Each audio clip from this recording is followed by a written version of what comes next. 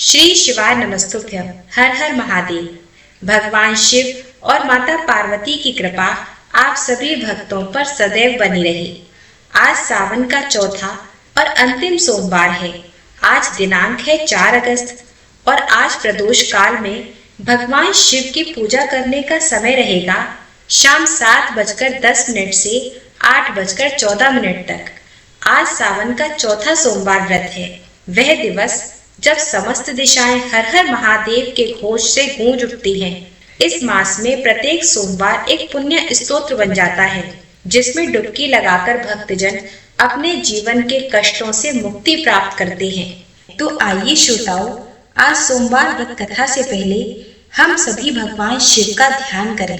हे नीलकंठ, हे त्रिपुंडधारी, भस्म लेपित महादेव, आपकी जटाओं से बहती गंगा हमें पवित्र करे। आपका त्रिनेत्र हमारे अज्ञान का नाश करे और आपकी कृपा से हमारे हृदय में शिवत्व जागे।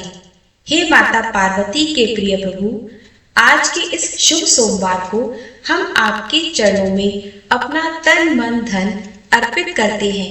हमारे जीवन में जो भी अशांति, कष्ट या भ्रम है उन्हें दूर करें। सभी श्रोताओं के घर परिवार में सुख, शांति, आरोग्य और भक्ति बनी रहे। हे भोलेनाथ, जो भी इस कथा को श्रद्धा से सुने उसके जीवन में कभी किसी प्रकार का अभाव न रहे।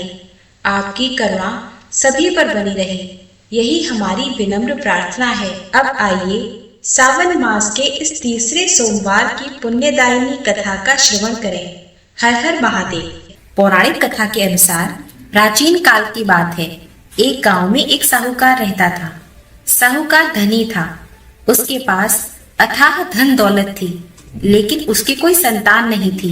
साहूकार अपने वंश को लेकर सदैव चिंतित रहता था। साहूकार भगवान शिव को प्रसन्न करने के लिए सोमवार को व्रत रखता और व्रत के दौरान वह विधि पूर्वक भगवान शिव और देवी पार्वती की पूजा और शाम को प्रदोष काल के समय शिवलिंग पर दीपक भी जलाता था। साहूकार की भक्ति और पूजा अर्चना देखकर एक दिन माता पार्वती ने भगवान शिव से कहा, हे प्रभु, यह साहूकार तो आपका परम भक्त है। हर सोमवार को विधि विधान से आपकी पूजा करता है। मुझे लगता है कि आपको इसकी मनोकामना अवश्य ही पूर्ण करनी चाहिए। तब भगवान शिव ने देवी पार्वती की बात सुनकर कहा, हे गौरी, यह संसार एक कर्म क्षेत्र है। जैसे एक किसान अपने खेत में बीज बोता है तो कुछ समय के बाद उसे पेड़ मिलता है, ठीक उसी तरह इस संसार में आदमी जैसे भी कर्म करता है उसे उसका फल भी वैसा ही मिलता है। लेकिन माता पार्वती ने भोले भंडारी से दोबारा आग्रह किया और कहा, हे नाथ, फिर भी आप इसकी मनोकामना को पूर्ण कर दीजिए, क्योंकि यह आपका परम भक्त है। और अगर आप ही अपने भक्तों की इच्छा पूर्ण नहीं करेंगे तो फिर भला भक्त आपकी पूजा आराधना क्यों करेंगे। माता पार्वती के इतना आग्रह करने पर भगवान शिव ने कहा, देवी, यह धनवान साहूकार है और इसका कोई पुत्र नहीं है, इसलिए यह सदैव चिंतित रहता है। हालांकि इसके भाग्य में किसी संतान का योग नहीं है, परंतु आपके आग्रह करने पर मैं इसे पुत्र प्राप्ति का वरदान देता हूँ। लेकिन इसका पुत्र केवल 12 वर्ष तक ही जीवित रहेगा। मैं इससे ज्यादा कुछ नहीं कर सकता। फिर एक रात भगवान शिव ने साहूकार को स्वप्न में दर्शन दिए और कहा कि उसे जल्द ही एक पुत्र की प्राप्ति होगी, लेकिन उसका पुत्र दीर्घ आयु नहीं बल्कि 12 वर्ष तक ही जीवित रह पाएगा। यह बात सुनकर साहूकार को ना तो प्रसन्नता हुई और ना ही ज्यादा दुखी हुआ।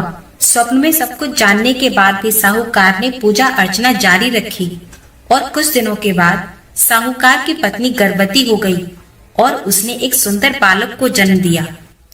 बालक के जन्म से घर पर हर्षोल्लास का माहौल था, लेकिन साहूकार खुश नहीं था, क्योंकि उसे पता था कि उसके बालक का जीवन केवल 12 वर्ष तक का ही है और उसने किसी को भी यह बात नहीं बताई थी।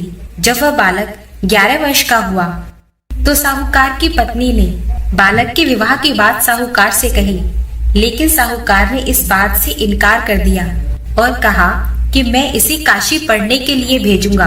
तब साहूकार ने बालक के मामा को बुलाया और पैसे देकर उन्हें बालक के साथ काशी जाने का आदेश दिया। साहूकार ने मामा भांजे से कहा कि वह काशी जाते समय रास्ते में यज्ञ कराते हुए और ब्राह्मणों को भोजन कराते हुए जाएं। दोनों मामा भांजे ने ऐसा ही किया। काशी जाते समय जिस रास्ते से मामा भांजे गुजर रहे थे, उसका राजा अपनी पुत्री का विवाह एक ऐसे राजकुमार के साथ कर रहा था जो काना था। उधर दूल्हे के पिता इस बात से चिंतित थे कि अगर दूल्हा पक्ष को पता चल गया तो राजकुमारी विवाह के लिए मना कर देगी। इसलिए उसने जब साहूकार के पुत्र को देखा तो उसने सोचा कि मैं अपने बालक के स्थान पर तोरण के समय इस बालक को बैठा दूंगा और दुल्हन के पक्ष वालों को पता भी नहीं चलेगा। दूल्हे के पिता ने साहूकार के पुत्र को इस बात के लिए राजी किया और वह बालक राजी हो गया।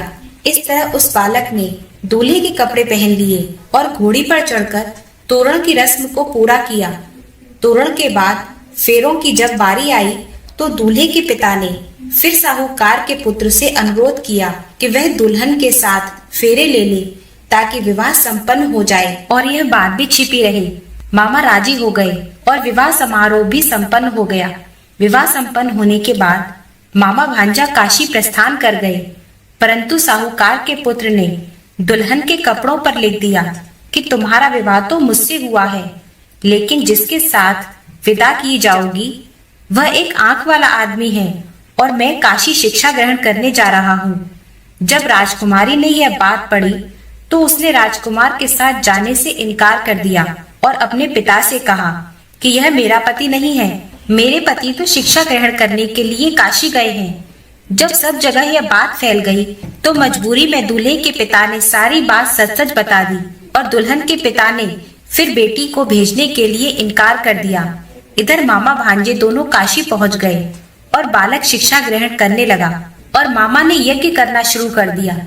जब साहूकार का पुत्र 12 वर्ष का हुआ तब एक दिन उसने अपने मामा से कहा कि मामा जी मेरी तबीयत ठीक नहीं है और वह सोने के लिए अंदर चला गया। साहूकार का पुत्र अंदर सोने के लिए कमरे में गया तो थोड़ी देर में ही उसकी मृत्यु हो गई।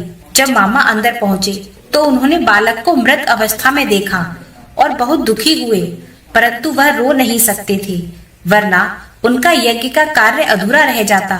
इसलिए मामा वापस जाकर यज्ञ करने लगे और यज्ञ पूरा करने के बाद और ब्राह्मणों को भोजन कराने के बाद मामा अपने मृतक भांजे को देखकर विलाप करने लगे। ठीक उसी समय भगवान शिव और देवी पार्वती उस मार्ग से जा रहे थे। माता पार्वती ने किसी के रोने की करुण आवाज सुनी तो भगवान शिव से कहने लगी कि हे प्रभु, कोई मनुष्य रो रहा है, चलिए उसके दुख को दूर करते हैं। तब भगवान शिव और देवी पार्वती मामा के पास गए और उन्होंने जब मृत बालक को देखा तो हैरान रह गए, क्योंकि वह भगवान शिव के आशीर्वाद से जन्मा साहूकार का पुत्र था। माता पार्वती ने कहा, हे नाथ, यह तो साहूकार का पुत्र है जिसे आपने केवल 12 वर्ष तक ही जीवित रहने का वरदान दिया था। इसलिए आज 12 वर्ष की आयु पूरी होने पर वह मृत्यु लोक को चला गया। देवी पार्वती ने मृत बालक को देखा तो उन्हें दया आ गई और भगवान शिव से हाथ जोड़कर कहने लगी, हे प्रभु, आप बस इस बालक को एक बार जीवन दान दे दीजिए, वरना इसके माता पिता जीते जी मर जाएंगे। माता पार्वती के कई बार आग्रह करने पर भगवान शिव ने उनकी बात मान ली और उस बालक को जीवन दान दे दिया। साहूकार का पुत्र जीवित हो गया और मामा भांजे अपने घर की ओर प्रस्थान कर गए। रास्ते में साहूकार का पुत्र उसी शहर से गुजरा जहां उसका विवाह हुआ था। दुल्हन के पिता ने उस बालक को पहचान लिया और मामा भांजे को महल में ले गए। फिर दुल्हन के पिता ने एक समारोह किया और अपनी पुत्री को धूमधाम से साहूकार के पुत्र के साथ भेज दिया। उधर जब साहूकार का बालक अपनी पत्नी के साथ पहुंचा तो उसके माता पिता अंदर अपने कमरे में बंद होकर बैठे हुए थे।